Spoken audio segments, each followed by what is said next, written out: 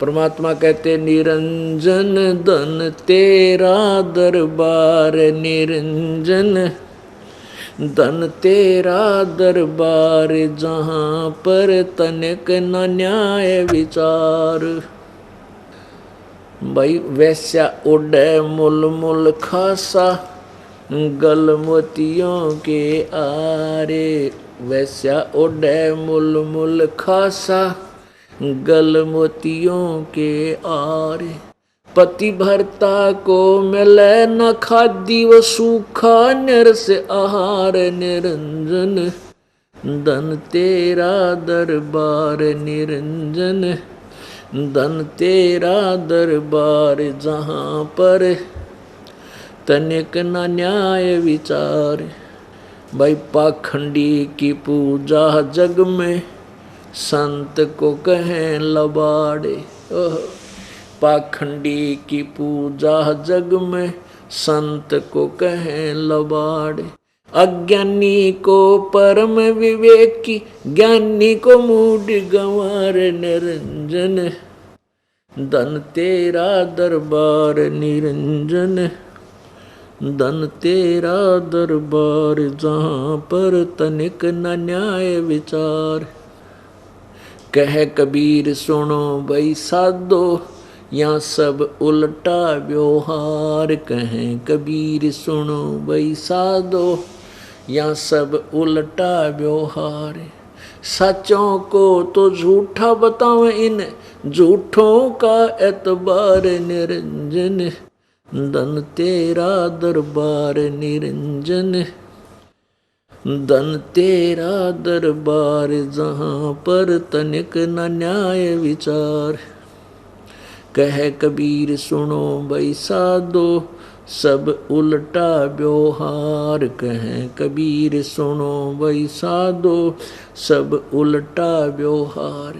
सच्चों को तो ये झूठा बतावें, इन झूठों का एतबार। निरंजन धन तेरा दरबार, निरंजन धन तेरा दरबार, जहाँ पर तनिक न न्याय विचार। पुण्यात्मा, इस सारे प्रसंग का जो ये दास अब प्रारंभ करने जा रहा है, यह भूमिका बनाई है कि हम कौन हैं, हम कहाँ से आए हैं, हम इस काल के इसे गंदे लोक में ऐसे भयंकर स्थान पर कैसे फंस गए। ये सृष्टि रचना आपको सुनाना चाहता है ये दास। उसके लिए भूमिका बनाई है कि इस काल ने पूर्ण रूप से अज्ञान भर रखा है। किसी को भी आध्यात्मिक ज्ञान की छींट नहीं लगने दी।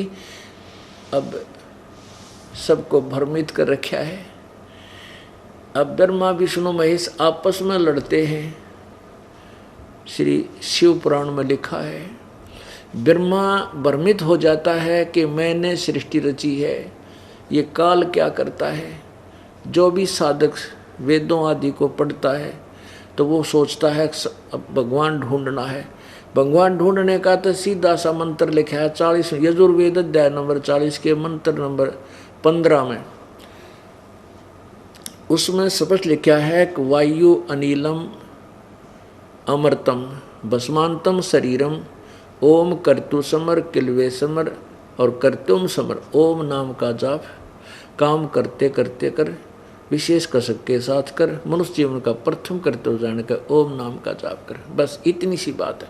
पूरी रामायण यानी पूरे वेदों का ज्ञान देकर एक निष्कर्ष निकाल दिया, मेरी भक्ति जो करनी है मैं, क्योंकि 70वें अध्याय के 40वें श्लोक में 2 भगवानों का वर्णन है। एक तो पूर्ण परमात्मा पूर्ण ब्रह्म, वो तो ऊपर प्रोक्ष है, गुप्त है। और वेद ज्ञानदाता कहता मेरा ओम नाम है, मैं ब्रह्म हूँ, जो मेरी भक्ति करता मुझे प्राप्त होता, उसकी भक्ति करता उसको प्राप्त होता।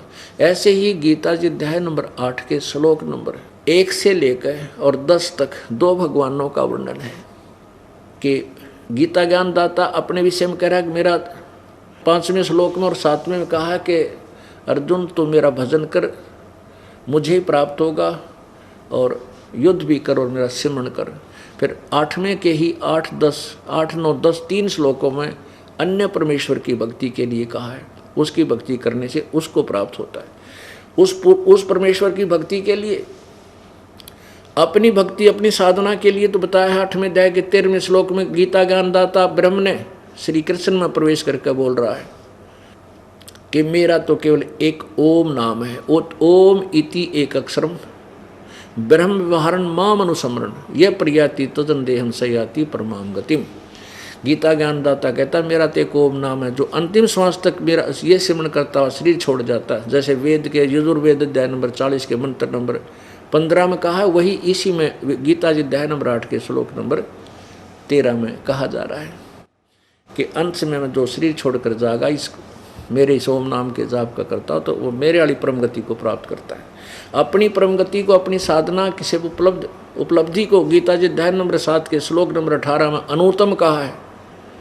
इसलिए 18वें अध्याय के 62वें श्लोक में कहा कि अर्जुन तू सर्वभाव से उस परमात्मा की शरण में जा, जिसकी कृपा से तू परम शांति और शाश्वत स्थान को प्राप्त होगा, यानी तेरा फिर जन्म मृत्यु कभी नहीं होगा। गीता जी अध्याय नंबर 15 के श्लोक नंबर 4 में भी यही प्रमाण है। उस परमात्मा के विषय में गीता ज्ञानदाता अध्याय नंबर 4 के श्लोक 34 में कहता है कि उस परमेश्वर के यथार्थ ज्ञान, यथार्थ महिमा को समझने के लिए, जिसके विषय में गीता जी अध्याय नंबर 4 के श्लोक 32 में कहा है, उसके लिए तत्वदर्शी संतों की खोज कर उनको दंडवत प्रणाम करने से कपट छोड़कर उनको प्रसन्न करेगा, जब वो तुम्हें तत्व ज्ञान का उपदेश करेंगे। तो उस परमात्मा के विषय में तो तत्वदर्शी संत बताएगा। तत्वदर्शी संत की पहचान अध्याय नंबर 15 के गीता जी में मंत्र नंबर 1 में बताई है कि उल्टे लटके हुए संसार रूपी वृक्ष को जो पूरे सर्वांग सहित बता देगा, ऊपर को जड़ कौन भगवान है, तना कौन है, डार कौन है और ये तीनों शाखा कौन है। परमेश्वर कबीर जी स्वयं ही तत्वदर्शी संत की भूमिका कर गए थे जब बनारस में जुलाहे के रूप में आए थे। परमेश्वर ने बताया था अक्षर पुरुष एक पेड़ है, निरंजन वा की डार,